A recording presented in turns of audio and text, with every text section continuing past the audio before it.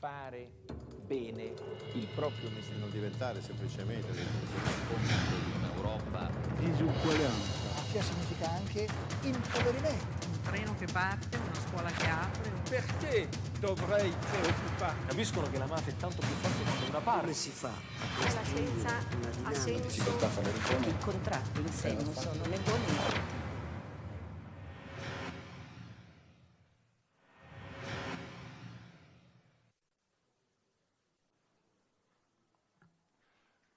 Buongiorno, il mio nome è Massimo Gaggi.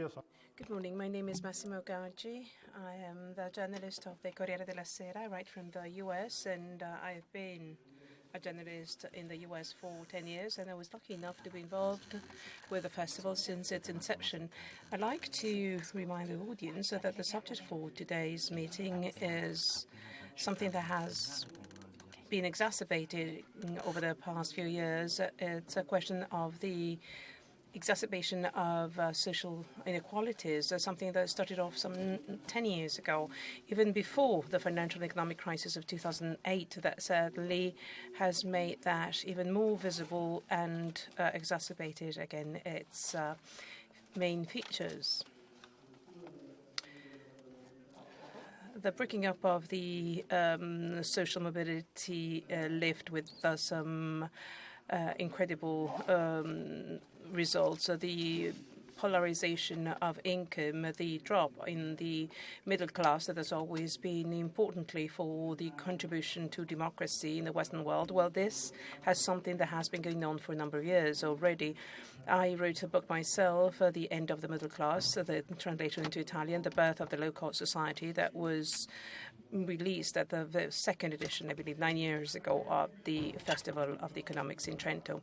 Well, 9 years ago, when we were talking about such subject, there were a number of mechanisms of globalization that were questioned. And a decade ago, we used to being interrupted during the debate because there were those supporting the liberalist approach that would always be against the intervention on the part of the state. But even progressive or progressists would say two things mainly. One, that globalization anyway contributed good results in that it reduced the income in certain percentage of the present population, and the post-war world indeed would not go hand in hand with all the rich being on one side and all the poor on the other side. So some kind of rebalance was indeed necessary, and globalization basically took 1 billion people away from poverty, especially in Asia, thus contributing to reducing tensions at an international level. The other subject that was often referred to, and this, I believe, is going to be the issue debated by some panel discussions tomorrow more than today, and that referred to the impact of automation in the labor market with robo and automation that would reduce the need for labor. That, again, is not the subject of today's presentation, but that, in a way, it was also said as bringing about a polarization in the income. But that was a ludist theory prevailing, whereas history proved us that all technology enhancement destroyed some jobs, but created many others in other industries that had never been even thought of by economists. The classic example that would be quoted was that of the steam engine that did away with the world of carriages, so all those that work with horses, and others would be done away with, but it promoted the industry of steel, rail, roads, and so on and so forth, bringing forth a completely new economy. The scenario before our eyes is different today, of course, with the years where we hoped that with a liberalist approach, with a Washington consensus, what the economists name the years of the great moderation left with us, a legacy which is actually full of inequalities and imbalances. We are talking about that with Professor Dani RODRIK.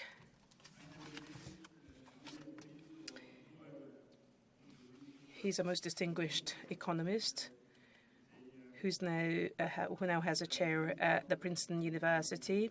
He also has other university posts. He covers university posts in Europe. He cooperates with the National Bureau of Economic Research, which is the most distinguished institution in the US in terms of economic research, tying the academia with the decision makers, basically, at the political level. Professor RODRIK also may boast an important past at the Columbia and Harvard universities. Among the different books that he published, he wrote a very interesting book in 2011 when we used to have very much a single approach when it comes to globalization.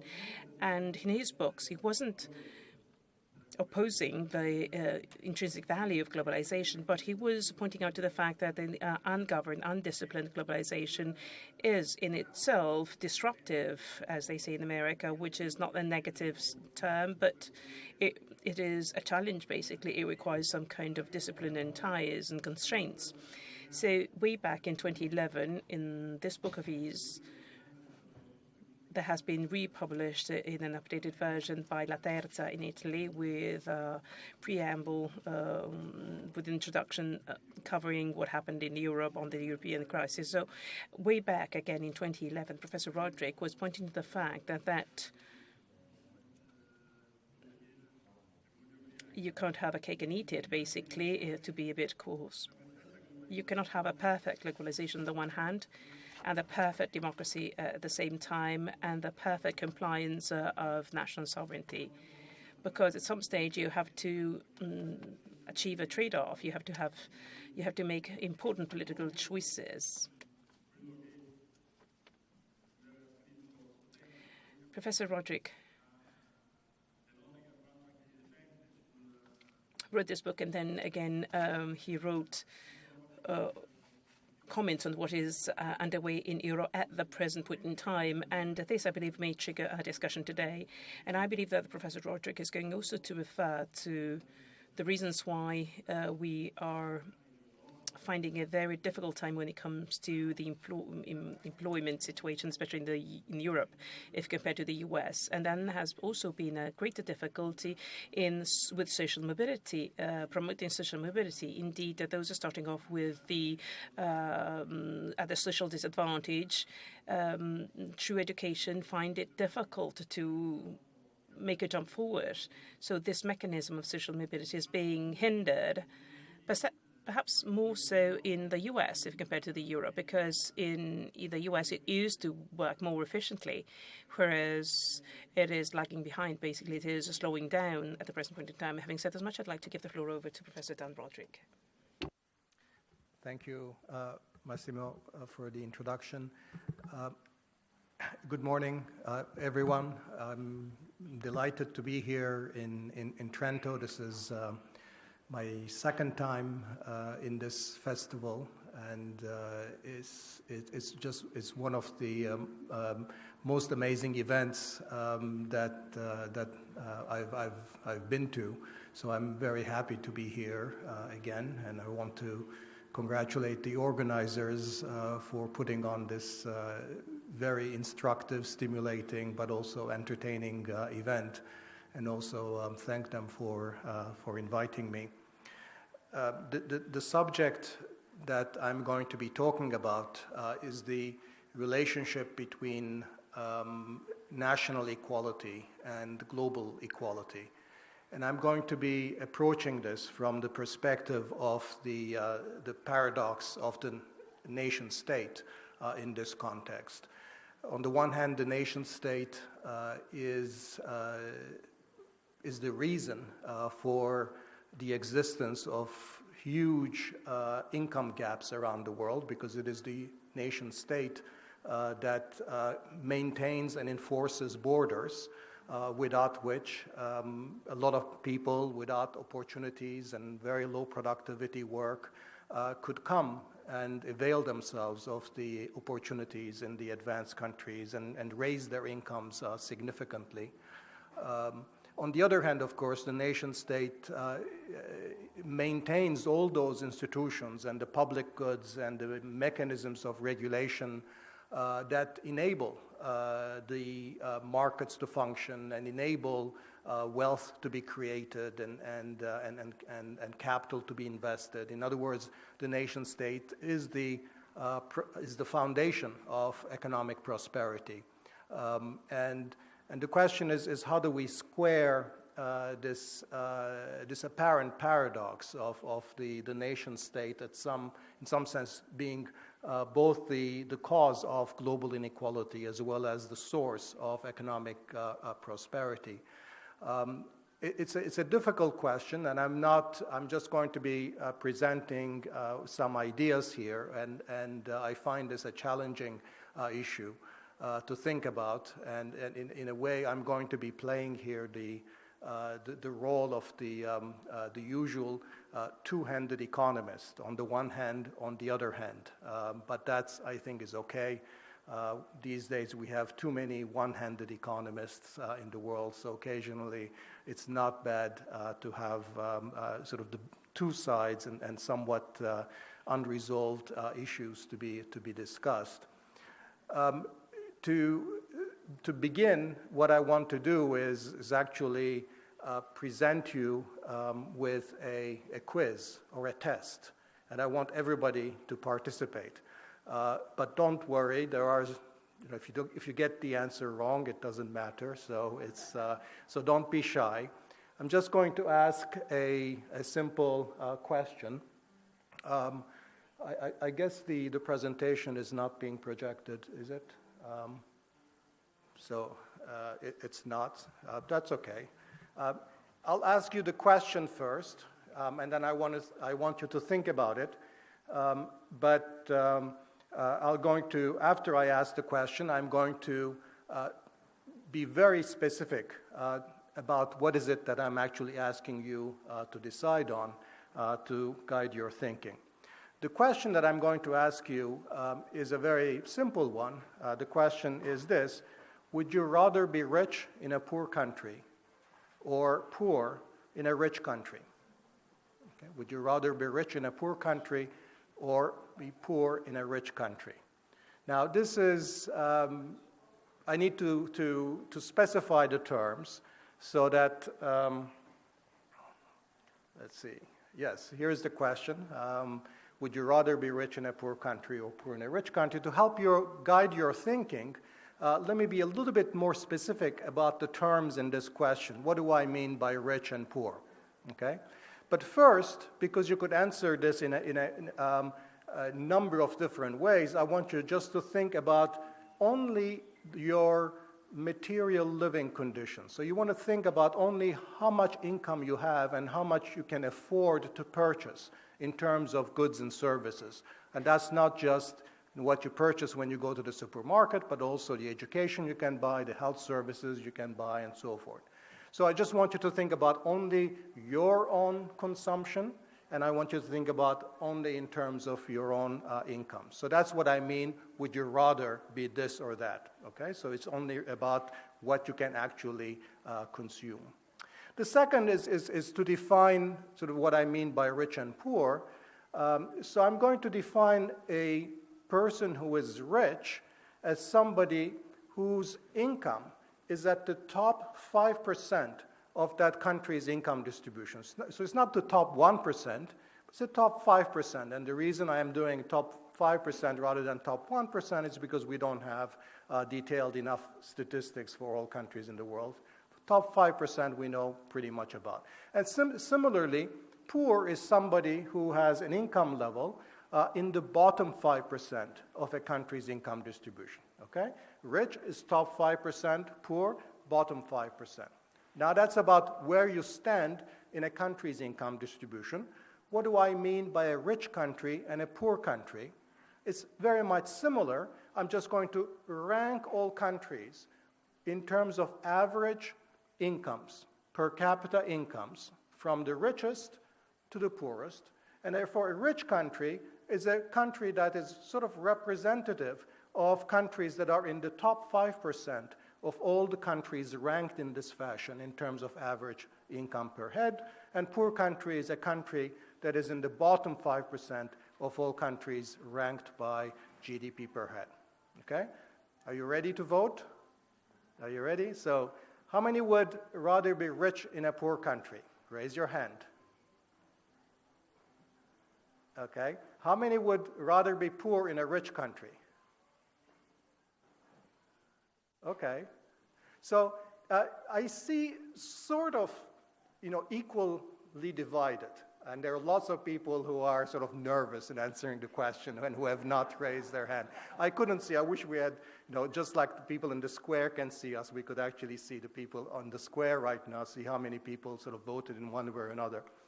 But that's the way that I've posed this question. It's a question that we can actually answer definitely, because we have the statistics, we have the numbers on this. So let me tell you what the right answer is. And the right answer is that there isn't even any comparison, that a person who is poor in a rich country is more than 4 times richer than a person who is rich in a poor country in the way that I've defined this. So here are the numbers. So you think about a poor country, sort of representative country here in the bottom 5% is a country like Nigeria. The rich individual in a poor country, incomes of around less than $3,000 per head. Rich country, again, representative in Norway.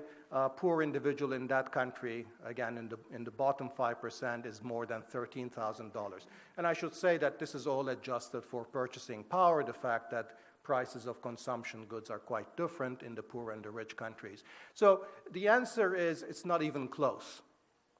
And what is this actually showing? It's actually showing that the bulk of differences in income disparities across the world are actually those that operate across countries, between countries, rather than within countries. Okay? Now, there is a reason that this is the basic fact of the global distribution of income, and the reason is the experience with economic growth around the world that we've experienced since about the Industrial Revolution. At the outset, before the Industrial Revolution, income differences in different parts of the world in terms of average incomes were not greater than of the order of 1 to 2 or 1 to 3. So this chart shows you basically going back all the way to 1700, differences in average income levels in different parts of the world. And basically in 1700, whether you're talking about Africa or Asia or Europe, income differences were actually quite similar. Of course, by the time we come to today, they've grown to huge disparities. In particular, the world has been divided into a part that's rich, largely Europe, and what's called here Western offshoots, or North America and Australia and New Zealand, and then the rest of the world, Asia, Africa, and Latin America, although, as I'll speak in a second, I think there's been a lot of changes in those parts of the world recently as well. What that means is that the driving force behind patterns of global inequality over the last 2 or 3 centuries has been differences in average incomes across the world, differences in how different parts of the world has grown in terms of incomes per head. And so another way of looking at this is to look again at sort of global inequality. And if we go back sort of and look at what has happened to global inequality since the Industrial Revolution, we have had a significant increase. So here is a measure of inequality, which goes between 1820 and 2008. And basically, by this measure, global inequality has more than doubled over this period. Now, this measure shows global inequality both as a function of differences in incomes across countries as well as differences in incomes within countries. So one thing we can do is actually ask the question precisely, how much of this increase in global inequality is due to differences or growing differences across countries as opposed to differences within countries? So if we do that decomposition, then we divide those bars into two different colors. The red part is the part of global inequality that is due to inequalities within countries, and the green is the part of global inequality that is due to differences across countries or between country inequality. And something that you can see here that comes out very clearly is that actually over this entire period, the component that is inequality within countries has stayed roughly constant. That red part of this bar is basically not that big. It's changed, of course. Inequality within countries has first risen and then has come down and recently has risen again. But the striking part of this bar chart is what's happened in the green part of the bars. That's inequalities across countries. And that has grown from a relatively negligible part of global inequality in 1820 to, in fact, right now, between 70 and 75, or between 2/3 or 3/4 of global inequality are these differences across countries. So when I asked you the question about would you rather be rich in a poor country or poor in a rich country, that was really going to the fact that most of the inequality is really across countries, that there are very, very few people in the poor countries that would enter the distribution of income in the rich countries, and there are very, very few poor people in the rich world that are actually as poor as people in the developing world.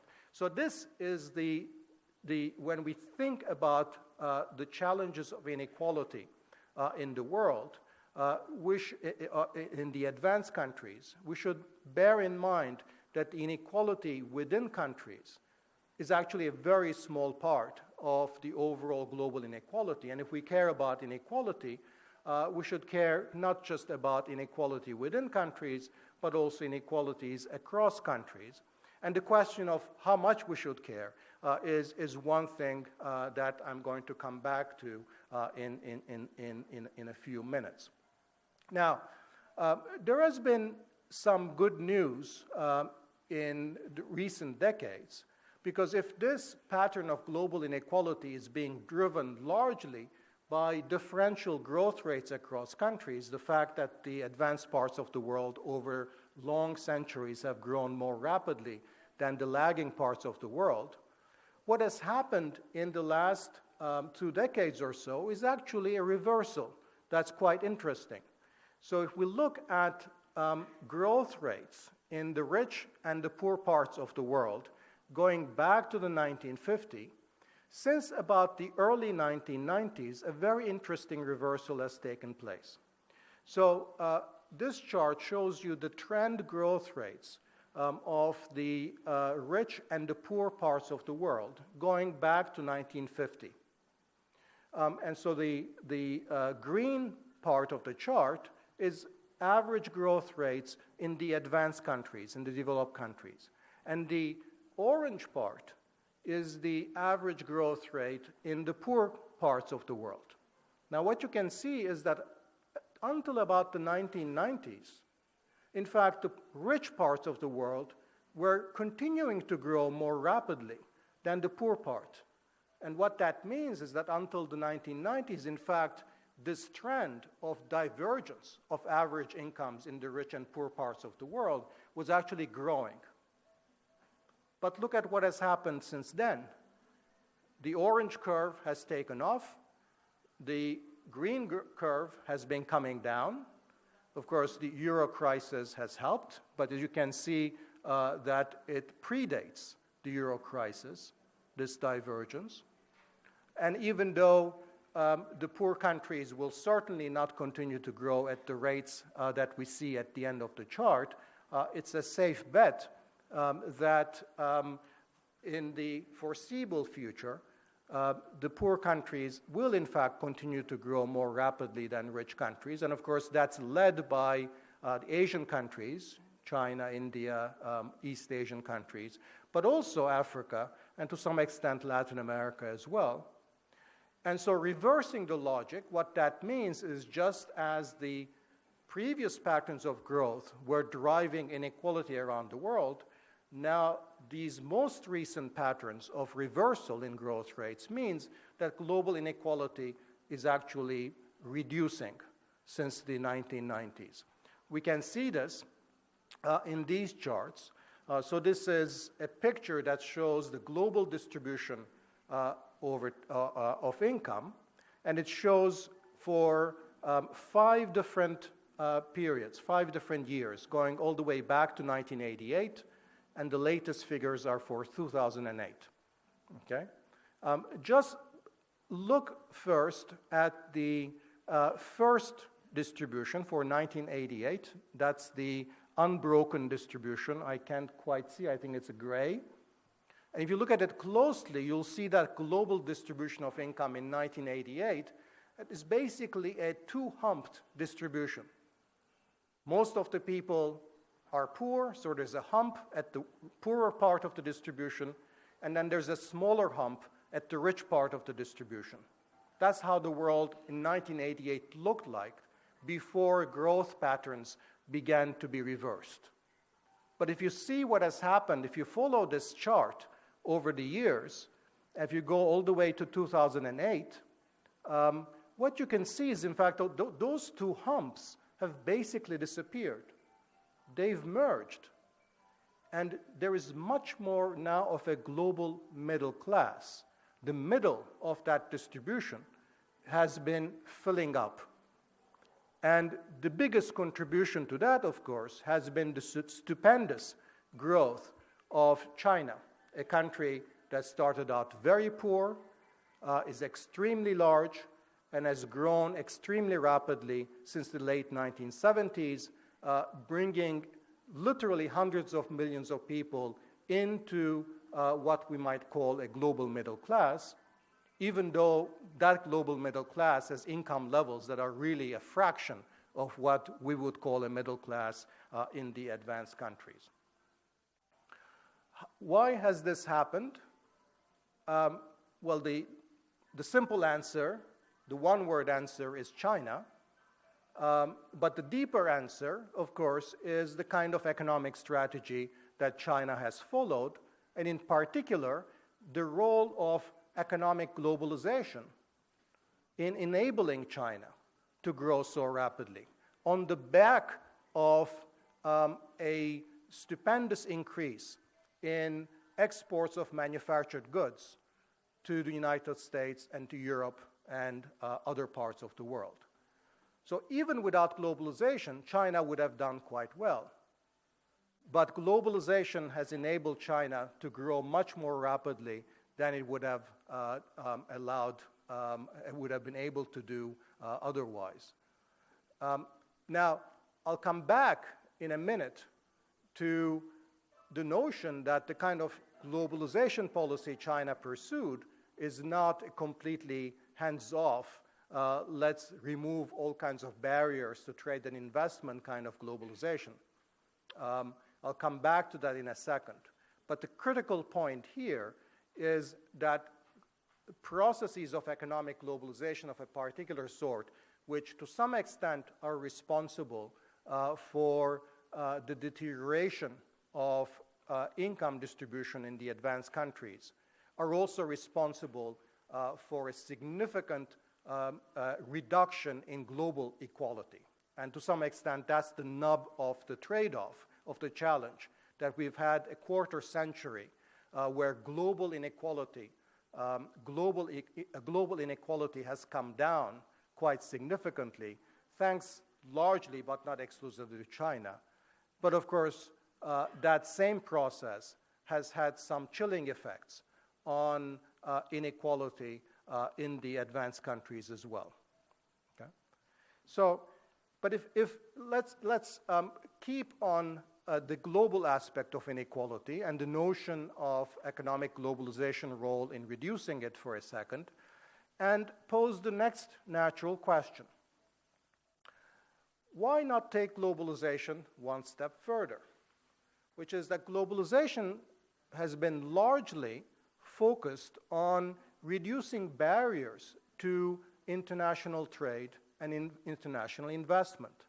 Yet barriers to the mobility of people, mobility of workers, remain extremely high.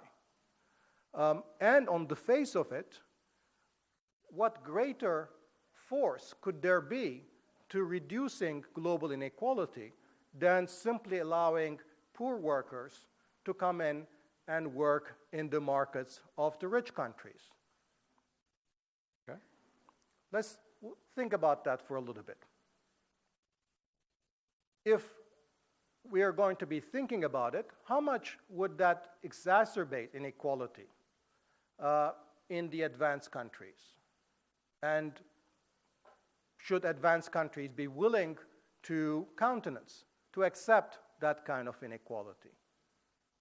And if the answer to that question is, well, the trade-offs are worth it, and I'll talk about the nature of the trade-offs in a second, even if we agree that at the margin, some relaxation of the restrictions on the cross-border movement of workers might be desirable, the question is, how much? Where would we actually stop? Would we completely eliminate all restrictions on labor mobility? Would that even be feasible? What would that mean? So let me just take apart some of these questions, and so we can think about some aspects of or the elements that go into thinking about these kinds of questions. First, what do I mean when I say that the greater cross-border mobility of workers would be a very potent force for greater inequality in the world economy? Well, that's just driven by the fact that workers in developing countries, if they were able to compete for jobs in the advanced countries' labor markets, they would be able to earn multiple amount of what they make currently. Now, this is a hard question, actually, what that multiple is, because obviously many workers in the developing world don't have the skills, the education, the resources to successfully compete for jobs in the advanced countries. So we want to compare comparables and not mix apples and oranges. And this comes from one study that actually tried to do the right kind of comparison, which is to ask the question, what would a worker, let's say, with 9 years of education in a developing country, how much would that worker be able to increase his or her earnings if he or she were to move to an advanced country, to a rich country? And the answer depends, of course, on which country that worker is coming from, and the countries are listed on the horizontal axis here. The number on the vertical axis is exactly the multiple. So if you see a 10 there, it means that that worker, let's say a worker who came from Yemen or Nigeria or Egypt or Haiti, would be able to increase his or her earnings by a multiple of 10. That's 10 times. Okay? Those are some of the more extreme cases. If you want to take an average, the median across all these countries is about 4. And that's a conservative number. That worker would be able to increase his or her productivity, his or her earnings by a factor of 4. And that's what I mean, and that's what a lot of economists mean when they say that reductions in restrictions on worker mobility across borders would be, in fact, the most potent force for greater global inequality, much more so than foreign aid, much more so than negotiating the next trade agreement, much more so than pretty much everything that you can think of that could have an effect on incomes in the poor world. But what is the operational implication of that? What does that actually mean in terms of what we ought to do? So let's think about it. So in here I'm now, as an economist, I'm moving into a territory that's a little bit dangerous, which is territory of ethics and distributional justice and fairness. But it's a question that we have to ask ourselves if residents of rich countries are saying, okay, here are the numbers. By keeping these workers out, we are essentially preventing them from these kinds of incredible gains. These are the economists' proverbial $100 bills on the sidewalk, which are not being picked up because of these borders that the nation state enforces. How do we think about that? One way to make the case for more labor mobility is to accept the fact that the restrictions as they are currently, they are so excessive that they implicitly imply a weight on the well-being of people on the other side of the border that's extremely low. How low? Well, here's one calculation. So let's consider a very large movement of as many as 60 million workers from the poor countries to move to the rich countries. So that would actually increase the labor force of the advanced countries by a full 10%. That would be sort of like doubling the amount of the non-native population of these countries. So a huge number of people coming in. That's about 60 million workers. And then I have to make a number of assumptions about sort of how much wages in the rich countries would be depressed as a result of this influx of workers and so forth. And also have to make an assumption about how do we evaluate well-being of the poor and the rich. Okay? And here I'm just making the simple assumption that we basically treat proportionate increases identically, regardless of income level. So 10% increase in income is the same as 10% increase in income, regardless of what your base starting point is. So if you do the exercise, then what that means is that rejecting being against an expansion of rejecting a relaxation of restrictions on worker mobility implies that we value a person on the other side of the border at only 22% of one of our own. So between fourth and a fifth. So we think that people across the border are worth only a quarter or a fifth of a person that shares a nationality with us. Is that too small? Is that maybe not too small? When the American Constitution was written, the slaves in the South were given a 3/5 weight in the voting that in the seats that the states in the South would get in Congress, 60%. So by that standard, 22%.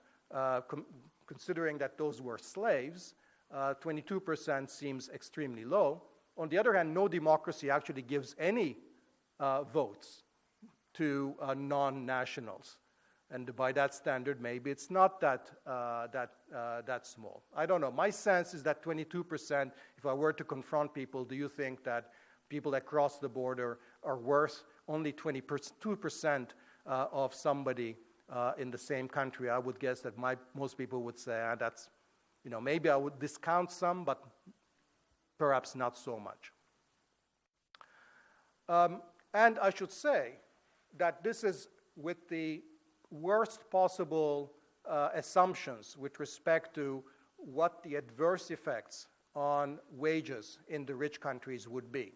That I haven't taken into account that there would be also gains to others in the advanced countries. Employers and capitalists would certainly benefit. I haven't taken into account that there might be benefits from on the consumption side, that the capital accumulation might offset some of the adverse wage effects and so forth. So this is in some sense an extreme example. The second point that I would make that actually makes an increase in labor mobility an attractive proposition is to put it in the context of some of the fairness discussions in trade and outsourcing.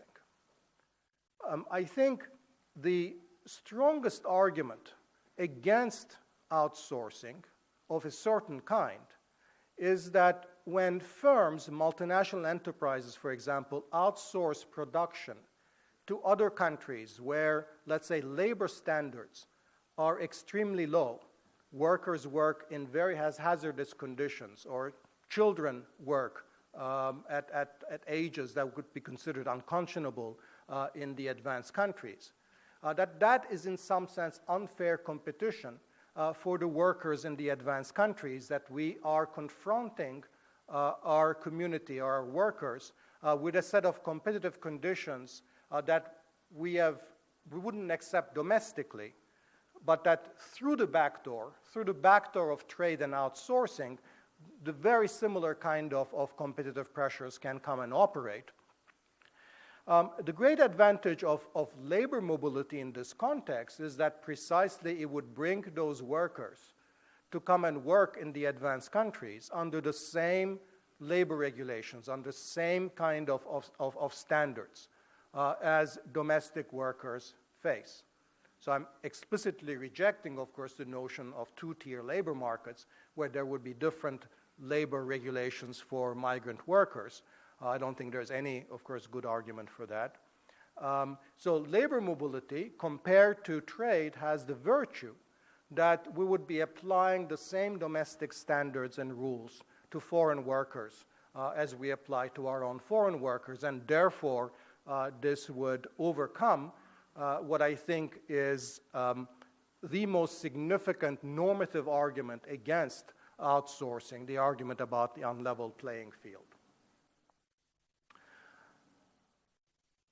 So the much harder question, of course, is that even if I can persuade you that at the margin some relaxation, greater mobility of workers across borders is desirable, would make a significant contribution to reducing global inequality, and that it would come at a kind of a trade-off in terms of domestic goals that is manageable and desirable.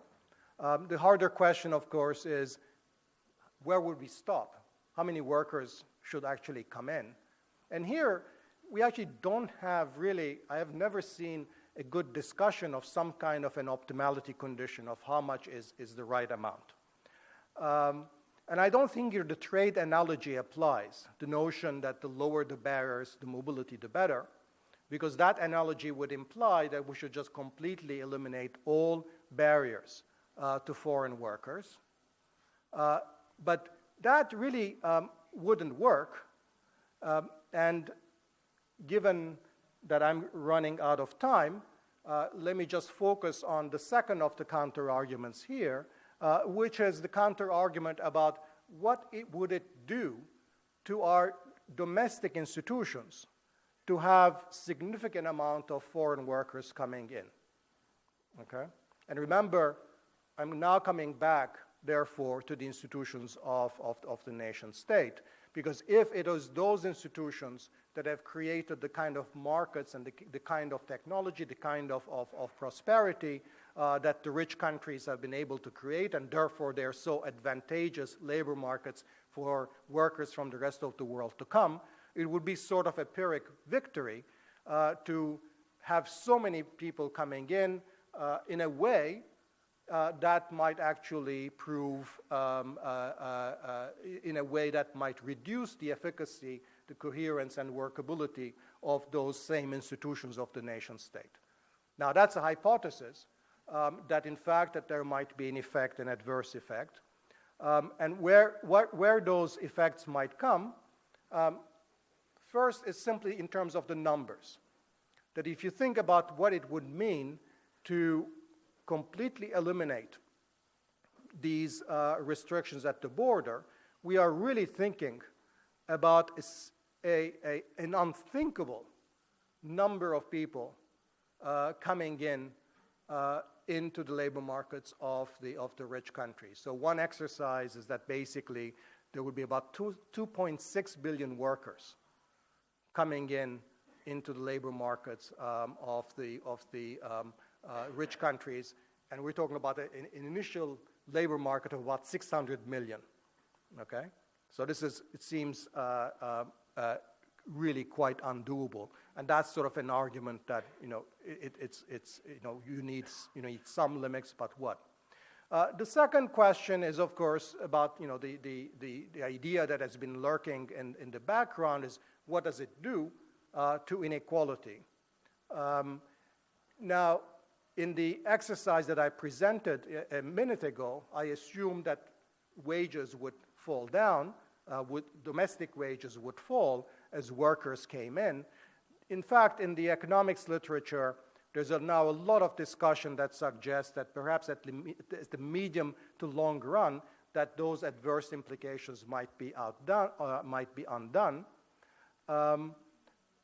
I don't want to get into that discussion, but I think the point that we should bear in mind is a point that Glenn Whale from the University of Chicago has made, which is that if you look at the countries that have the largest share of non-native workers, those are countries that are in fact the most staggeringly unequal countries.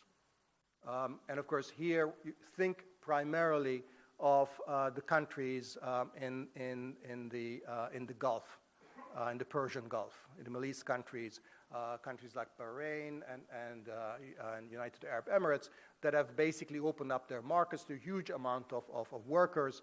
And workers come willingly from Bangladesh and India and the Philippines because they can increase their incomes, but it has come at the expense of societies that are hugely unequal. And that suggests that there is that kind of society might have difficulty sustaining the kind of democratic, open institutions that we associate the advanced countries of Europe and North America to be. The third and final consideration here would be not about numbers or not about income inequality per se, but about cultural, ethnic, religious diversity or heterogeneity. And the question here is whether, in fact, to have an efficacious nation-state and nation-state institutions, do you actually need certain kind of limitations on how broad that spectrum can be?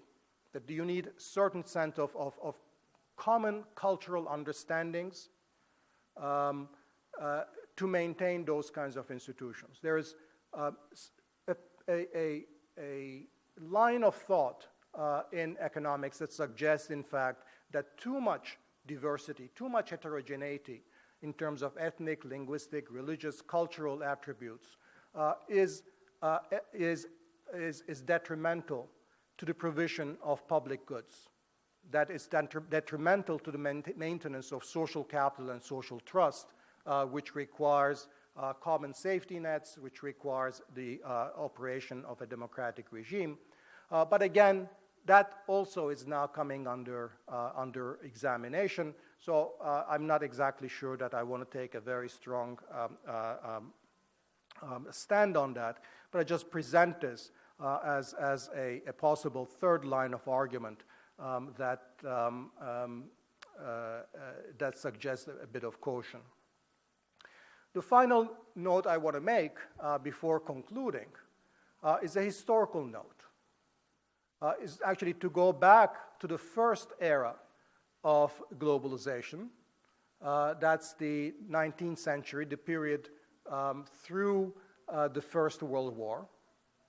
And that era of globalization actually had significant flows of trade and investment, but also significant flows of people, workers. In fact, characteristically, there were much fewer restrictions on the mobility of workers and people across borders in that first era of globalization than there is today. And in fact, the kind of global divergence that I've talked about the world being divided into rich and poor countries, occurred precisely in that era. So here was a period where, in fact, the forces of global mobility of workers, of people, either reinforced or could not reverse the kinds of disequalizing forces that globalization had created in that earlier era. And the lesson there, the reason, is that the manner in which globalization occurred in that first era essentially left much of the developing world devoid of the mechanisms of development, namely industrialization. So the world got divided into a bunch of countries that managed to industrialize and a bunch of countries that were essentially left as primary product producers, as natural resource producers. And because the state and the institutions were weak in the poor parts of the world, many of whom were actually being colonized by the rich parts of the world, there were no defensive mechanisms that allowed poor parts of the world to actually industrialize, to compete on the basis of manufacturers. And that, of course, is what has changed in the current era of globalization. The miracle, the Chinese miracle, was precisely a miracle of industrialization. It was the role of the Chinese state to foster industrialization.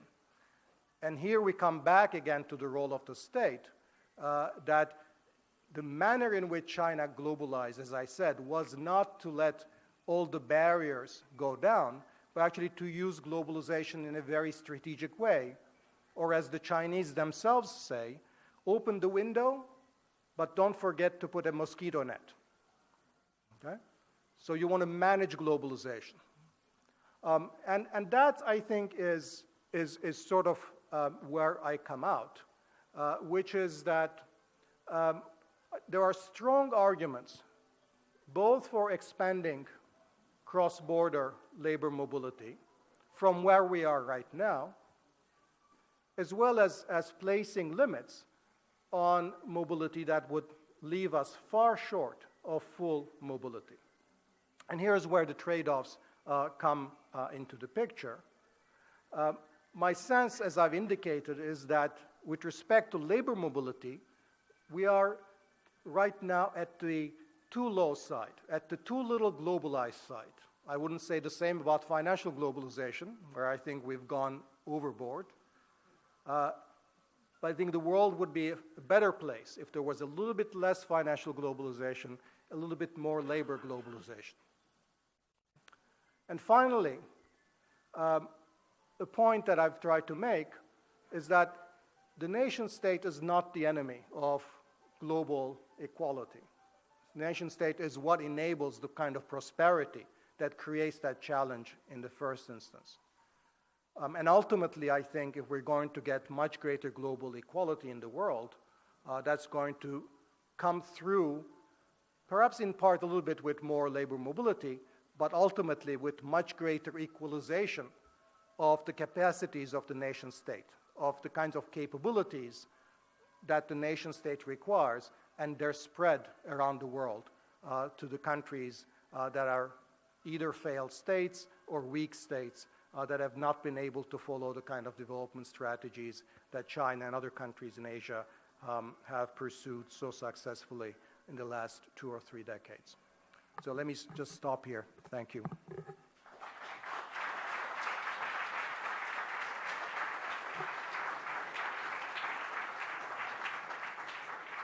Grazie professore, mi pare che di stimoli. Thank you very much. I believe that you have given us many, many stimuli, and we have just a couple of minutes for a few questions. Less financial globalization and more labor globalization, albeit with all the difficulties that you have so well described. Well, these two problems are global problems which we are experiencing our own way dramatically in Italy, with migrations coming from the Mediterranean and with outsourcing and the delocalization of many manufacturing activities towards Eastern Europe, Asia, and other countries in the world. So, are there any questions from the audience before I ask my own questions? Please use the microphone, otherwise we cannot provide the translation.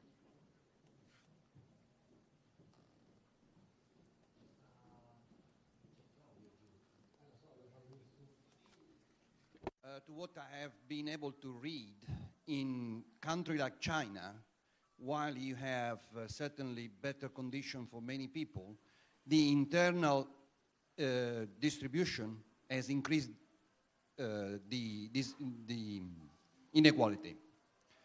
So it would be important to remember that you cannot compare developed country with underdeveloped country. Second, it's an interesting analysis and hypothesis you made, but some assumptions are not realistic. First of all, you have described the fact that if you have workers coming in the developed country, you have to assume that the market force will be the same.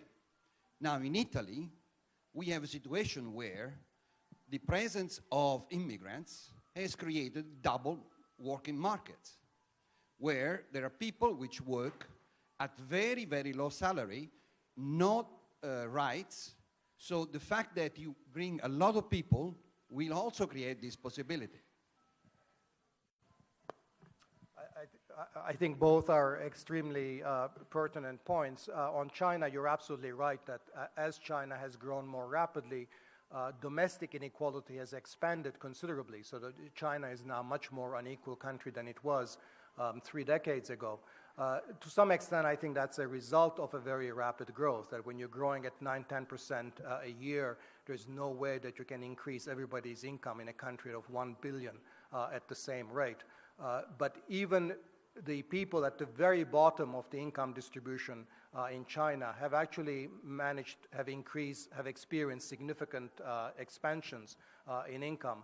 And therefore, if you look at, rather than inequality, for example, you look at poverty rates in China, they've fallen significantly. So that's not to whitewash what has happened in China in terms of domestic inequality, nor, by that matter, would I want to use China as an example of a political system for any other country.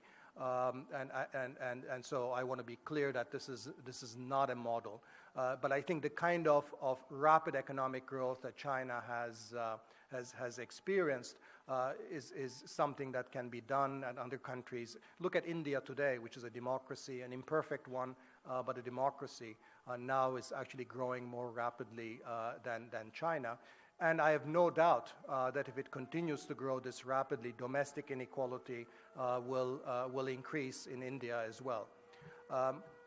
With respect to the second point, you're absolutely right with respect to dual labor markets. But I'd like to suggest that one of the reasons why you have this creation of two-tier or dual labor markets is that, in fact, so much of the labor migration occurs sort of illegally. So that there's, it's basically workers that are coming in not within the law, but sort of illegally. And that makes it very difficult to integrate them into the formal labor markets. So in fact, there was a mechanism whereby workers came legally. I think it would actually be easier to avoid these kinds of dual labor markets, in particular to avoid the problem of not applying national labor standards and regulations to foreign workers.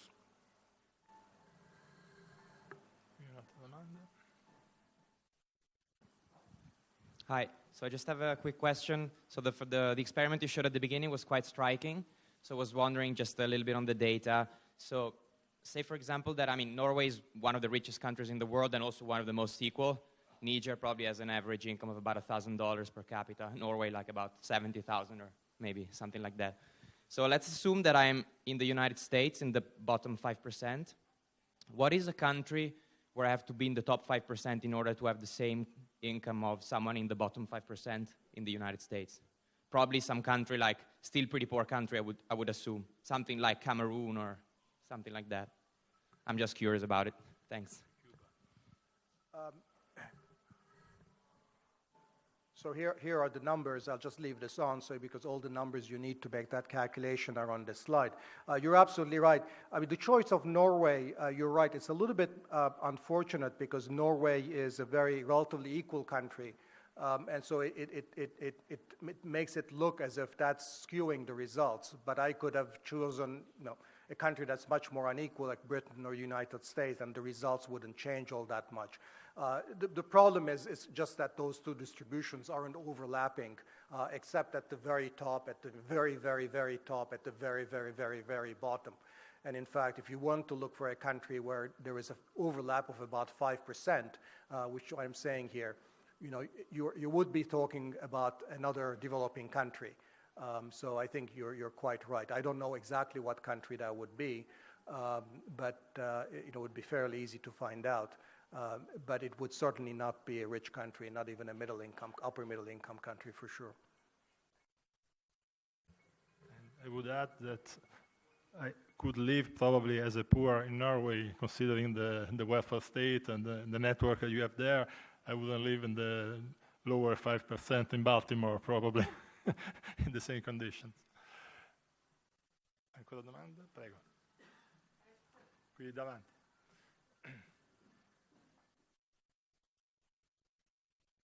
Poi ancora una domanda e chiudiamo perché mi hanno chiesto di... One last question and then we shall conclude because I would like to be finished by 12:10.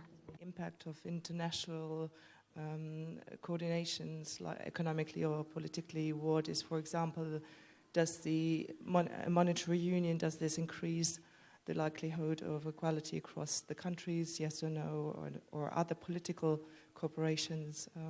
I wonder whether you had a look into that.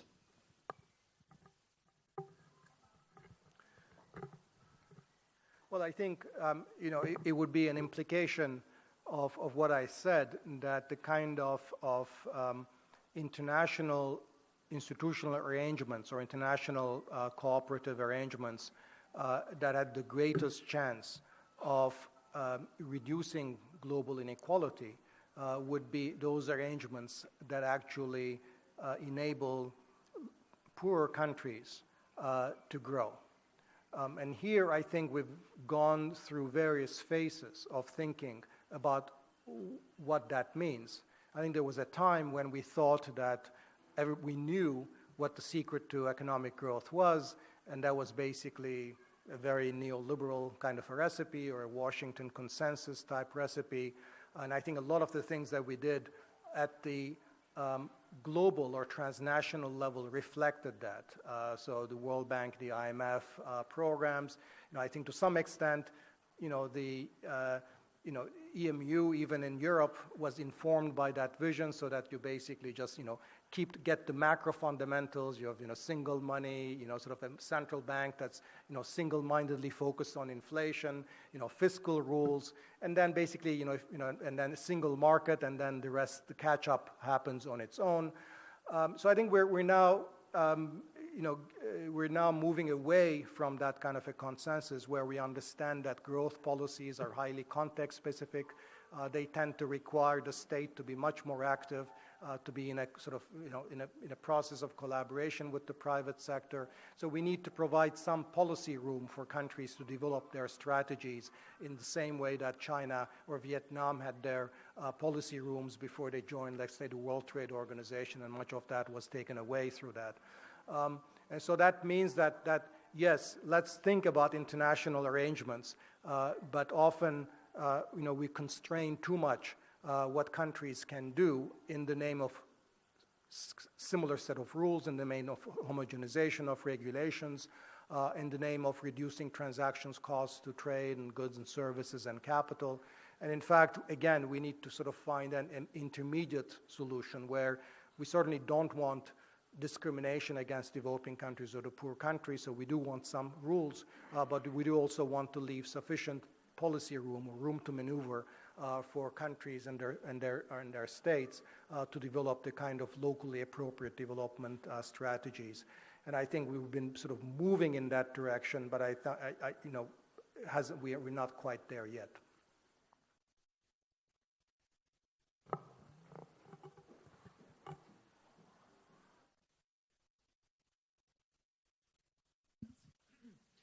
I have just a question.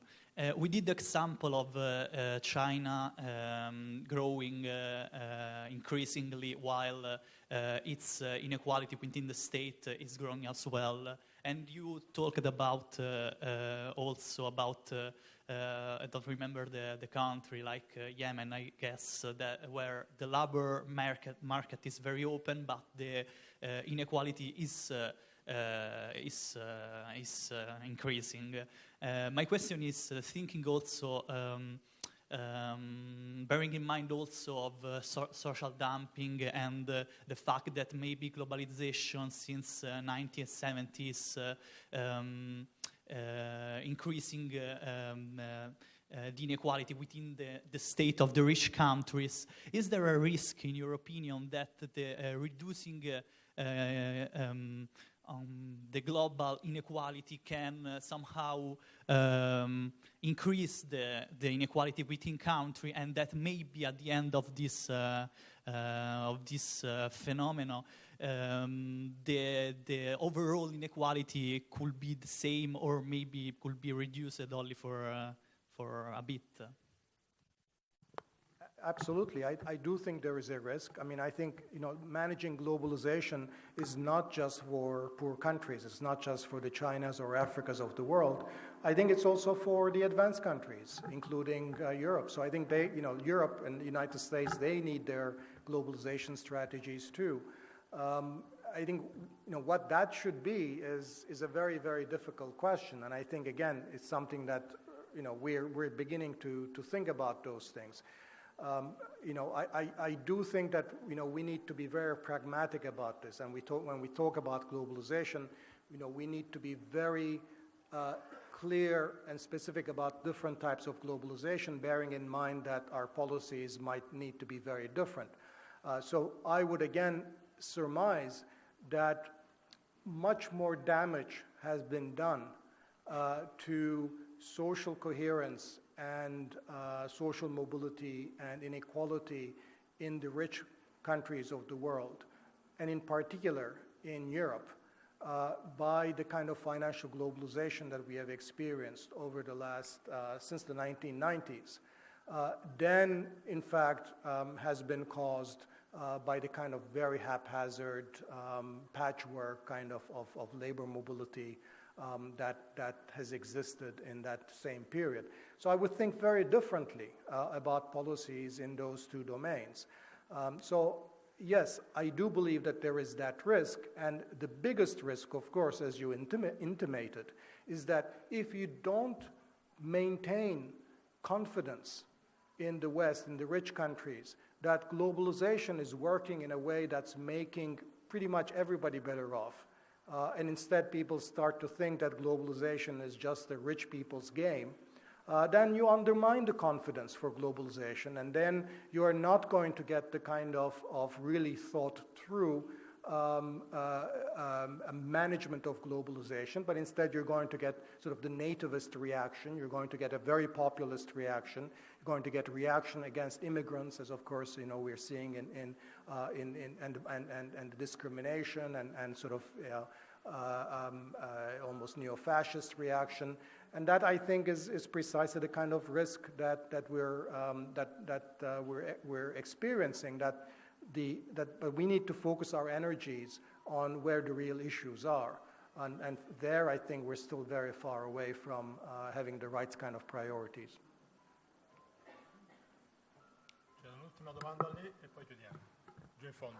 One last question at the back.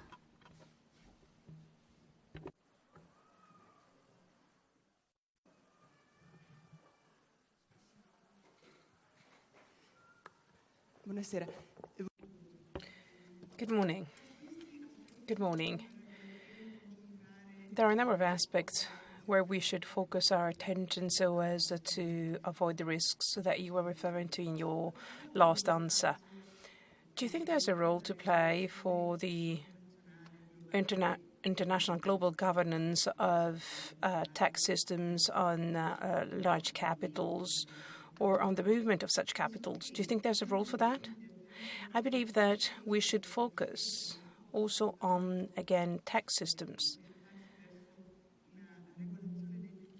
Attention should not just be devoted on labor mobility, but also on tax systems and the governance of financial flows.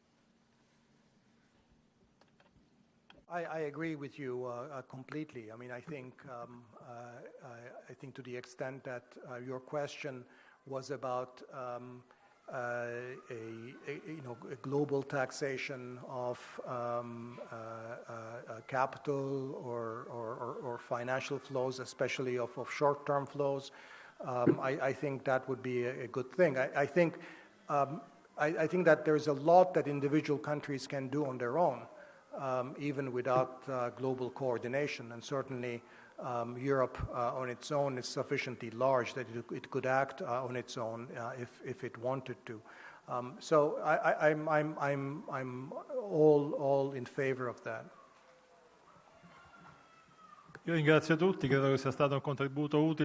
Thank you very much to you all. I believe that we tackled a very sensitive issue. Just think about the issue of migration. Migration is something that is impacting us importantly. There are a lot of humanitarian consequences to that, also in the management of refugees. So thank you very much for being here, and I wish you all the best with this 10th edition of the Economics Festival of Trento.